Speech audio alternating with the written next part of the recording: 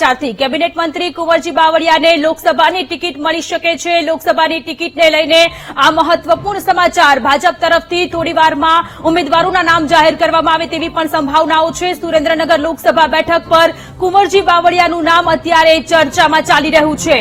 સુરેન્દ્રનગરની બેઠક પર ભાજપ કુંવરજી બાવળિયાને મેદાનમાં ઉતારે તેવી સંભાવનાઓ અત્યારે વ્યક્ત કરવામાં આવી રહી છે।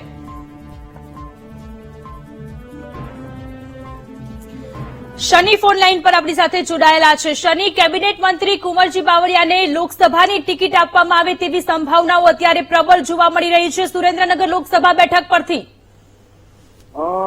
સોનલ, જે રીતના વાત કરવામાં આવે તો લોકસભાની ચૂંટણી પહેલા અત્યારે મોટા સમાચાર સૂત્રો તરફથી મળી રહ્યા છે કે ટૂંક સમયમાં જ જે રીતના આજે નામ છે તે જાહેર થવા જઈ રહ્યા છે। આજે અથવા તો કાલે ગમે તેવી ઘડીએ નામ છે તે સંસદના જાહેર થવા જશે। લોકસભાની ટિકિટ મામલે પણ અત્યારે મહત્વના અપડેટ મળી રહ્યા છે, જેમાં કુંવરજીભાઈ બાવળિયા જે રાજકોટ જસદણ વિધાનસભાના જે અત્યારે ભાજપના ધારાસભ્ય છે તેઓ કેબિનેટ મિનિસ્ટર છે, તેઓને અત્યારે સુરેન્દ્રનગર બેઠક ઉપરથી લડાવવામાં આવી તેવી શક્યતાઓ હાલ વર્તાઈ રહી છે।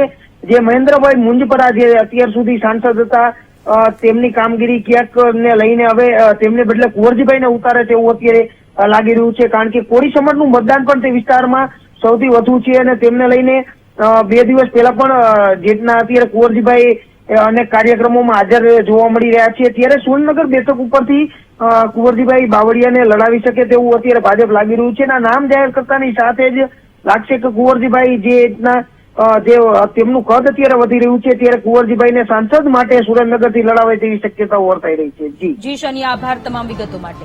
તો ભાજપ લોકસભા બેઠક સુરેન્દ્રનગર બેઠક પરથી કુંવરજી બાવળિયાને ટિકિટ આપે તેવી પ્રબળ શક્યતાઓ।